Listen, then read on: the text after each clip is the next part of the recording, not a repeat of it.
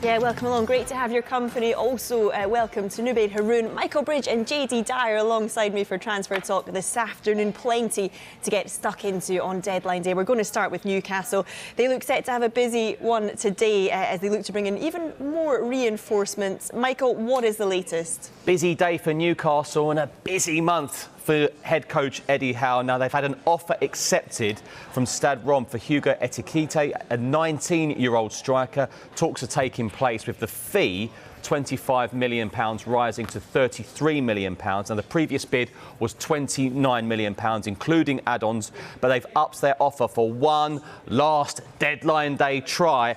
West Ham are also interested in this window, but it looks like he's off to Newcastle United, so potentially another striker in for Eddie Howe. Of course, they signed Chris Wood earlier this month. And I look at it, I know we're going to talk Newcastle now, as a phase 2 signing, someone they probably look at in the future, like Bruno Guimaraes, and Eddie Howe will be delighted. Another young, very talented player that he will look to develop as well. Yeah, I mean, as you said, plenty going on at Newcastle. Dan Burn from Brighton should be announced. They're also looking to bring in left-back Matt Targett from Aston Villa. They clearly need to bolster in defence. How strong is this lineup starting to look? Well, I think Eddie Howe's making good signings. They're making short and medium-term signings. I think a mistake a lot of clubs make when they get a lot of money is they'll spend a lot of money on short-term signings. And I think Matt Targett, and in particular, I think Dan Burn's very suited to Eddie Howe. He had Tyrone Mings, he had Nathan Aki. He likes a left-sided centre-back. You can see Matt Targett here arriving at the training ground, and I think he's a great option. I was looking at the XA, so the expected assists compared to the current fullbacks. You have Emil Kraft, you have Manquillo, Jamal Lewis, all below 0.7, and Matt Targett's at 2.2, so he's going to give him something going forward, as well as Kieran Trippier on the other side. So I'm very excited for Newcastle. Newcastle fans should be as well. Yeah, and I mean, we're talking about these deals that might just happen today. When you look at what they've done as a whole in this window, I mean, Chris Wood, as you said, Michael, Kieran Trippier earlier on. JD, how positive do you think Newcastle fans should be moving into the second half of the season? Well, I think they've been very vocal on the timelines. I think I haven't seen so many tweets in terms of up the cans and Geordie Land, and I think they can have an element of excitement at this moment in time, because those signings that you mentioned, and some of those are proven Premier League players. Chris Wood, over 50 goals in the Premier League already. Kieran Trippier, we know he's a Champions League level player.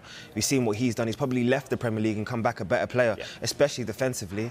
And you add all of the quality now that we're talking about Bruno Guimaraes, and now, of course, hopefully we can talk about Matt Targett being added. These are players that understand the league, people that are going to understand the quality that's required to execute at this level and probably, hopefully, turn their fortunes around, because Newcastle will want to have a second half of the season much better than the first half of their season anyway. Aston Villa fans actually are a bit sad to see Targett go to Newcastle. Obviously, they've signed Luca Dean, which was a fantastic signing from Everton, but this is a decent player, Targett. Very consistent, very good at Southampton. So, again, another Premier League proven, someone who Eddie Howe can trust. Well, it's an encouraging sign for Newcastle that they can go to a club like Aston Villa, and I don't think Matt Targett's completely out of the picture. Gerrard's always said he wants 2 players in every position, and they've gone there and said, we'll take him because we really need a left-back. So it shows Newcastle have got pulling power. Yeah, I mean, how difficult do you think this window has been for Newcastle? Because we've been speaking about them absolutely loads throughout Transfer Talk this month.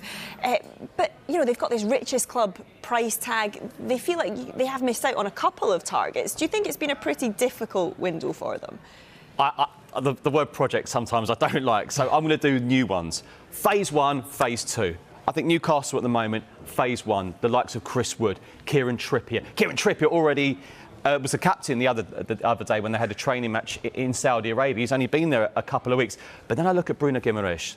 What a player. I think that's a fantastic signing for Newcastle United. Yes, they might have to pay a little bit more, but Diego Carlos Seville, they're a difficult club to negotiate with. We saw that in the summer as well with Jules Koundé and Chelsea. He didn't go there. So, look, they've tried. But Eddie Howe, we speak to Eddie Howe a lot. He wants to get the right characters in.